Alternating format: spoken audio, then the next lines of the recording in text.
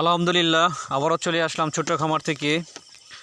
আজকে আমি আপনাদেরকে দেখাতে যাচ্ছি যে আমি প্রতিনিয়ত যে আমার ষাঁড় গরুদের যে খাবারগুলো আমি নিজে তৈরি করে খাওয়াই, এই খাবারগুলো আমি দীর্ঘদিন যাবৎ খাওয়াইতেছি। আলহামদুলিল্লাহ একটা ষাঁড় গরুর অনেক ভালো একটা খাবার।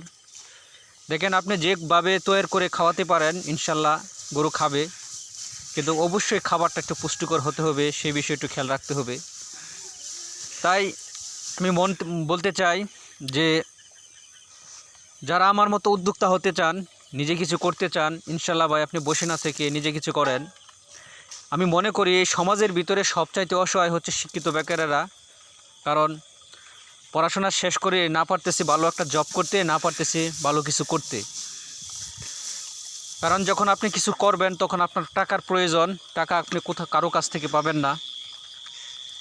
আপনাকে অনেকে অনেক কিছু বলবে, কিন্তু ভাই কেউ টাকা দিয়ে আপনাকে সহযোগিতা করবে না। এটা হচ্ছে বর্তমান সময়ের কথা বলতেছি। আমি অনেক চেষ্টা করেছি, অনেকের কাছে গিয়েছি,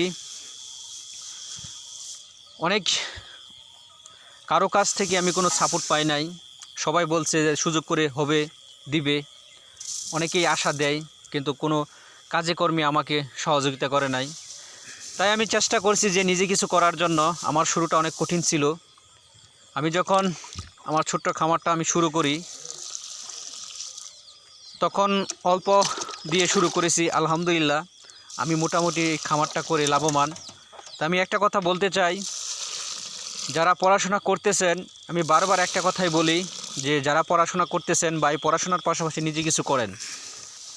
পড়াশোনা শেষ শুরুতে যদি আপনি কোনো নিজে কিছু করেন, ওই কাজে লেগে থাকেন, তাহলে দেখবেন ওই কাজটা আপনি পড়াশোনা শেষ করার পর্যন্ত ওই কাজটা থেকে বিশাল একটা টাকা ইনকাম করতে পারবেন এবং ওই কাজ করে আপনি অনেক লাভবান হবেন। চাকরি না হলেও আপনি ওই কাজ থেকে নিজেকে এগিয়ে নিতে পারবেন। আমি বারবার এই কথাটাই বলি যে যারা নিজে কিছু করতে চান ইনশাল্লাহ নিজে কিছু করেন। আর এখানে হচ্ছে যে নিজে পরিশ্রম করা, যে লাভের যে সবচেয়ে বড় মাধ্যম হচ্ছে নিজে পরিশ্রম করা। প্রত্যেকটা কাজ আপনি চেষ্টা করবেন বুঝে শুনে, এবং যারা করতেছে দীর্ঘদিন যাবৎ করতেছে তাদের কাছে জেনে বুঝে আপনি কাজ করবেন। এই হচ্ছে আমার আরেকটা ষাঁড়।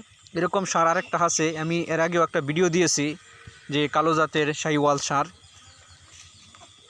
আলহামদুলিল্লাহ সেই ষাঁড়টা যদি বর্তমান আমি বিক্রি করি, প্রায় 1 থেকে 10-20 এরকম বিক্রি করতে পারবো। 1,10,000 বা 20,000 টাকা বিক্রি করতে পারবো। তো তারপরে হচ্ছে এই ষাঁড়টাও আলহামদুলিল্লাহ অনেক ভালো। এটা যদি বর্তমান আমি বিক্রি করি, ঈদে বিক্রি করব, এটাও আমি লাখের কাছাকাছি বিক্রি করব, 1,10,000। আরেকটা যে ষাঁড় আছে সেই ষাঁড়টা নিয়েও আমি ভিডিও দিব। তো দেখেন, আপনি যদি প্রত্যেক বছরে আমার মতো এরকম দেশি গরুর মাঝে বীজ দিয়ে 3 থেকে 4টা ষাঁড় বিক্রি করতে পারেন, আমি মনে করি যে আপনি যাবতীয় খরচ বাদ দিয়ে আপনি প্রায় প্রত্যেক বছরে 3 থেকে 4 লক্ষ টাকা ইনকাম করতে পারবেন। আর আমার সবচেয়ে বড় লাভের যে অংশটা হচ্ছে, আমি আপনাদেরকে বলতেছি যে আমি খাবারগুলো নিজে তৈরি করে খাওয়াই, আর আমি প্রাকৃতিক ঘাস খাওয়াই। আর গরুর সম্বন্ধে ভালো একটা আইডিয়া আছে, এর জন্যই আমি দ্রুত আগাতে পেরেছি আলহামদুলিল্লাহ। আর আমার সবচেয়ে বড় টার্গেট হচ্ছে বাছুর, যে আমি দেশি গরুর মাঝে বীজ দিয়ে যে বাছুরটা হয়, ভালো জাতের বাছুর হয়, সেটা বকনা বাছুর রেখে দেই, ষাঁড় বাছুরগুলো বিক্রি করে দেই। একটা বাছুর প্রায় গরু 4 থেকে 5 মাস অনায়াসে পালতে পারে। গরু দুধ দিয়ে গরু তার বাছুরকে লালন পালন করতে পারে।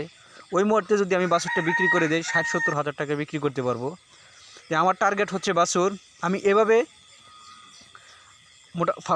ছোট্ট খামারটা করতেছি। তাই আমি মনে করি আপনি এভাবে করতে পারেন। আর একটা কথা বলি আমি প্রায়ই, যে ভাই আপনি সবসময় চেষ্টা করবেন দেশি গরু দিয়ে শুরু করার জন্য। দেশি গরু আমি মনে করি সবচেয়ে ভালো জাতের এক লাভের যে মাধ্যম, সেটা হচ্ছে দেশি গরু। আপনি প্রথমে দেশি গরু দিয়ে শুরু করবেন। আপনি যখন দীর্ঘদিন লালন পালন করবেন তখন বুঝতে পারবেন যে আপনি দেশি গরু লালন পালন করবেন না ভালো জাতের গরু দিয়ে শুরু করবেন। আপনি যদি দেশি গরু দিয়ে দীর্ঘদিন লালন পালন করেন তখনই আপনি আস্তে আস্তে অভিজ্ঞতা হবে এবং সামনের দিকে আগাতে পারবেন।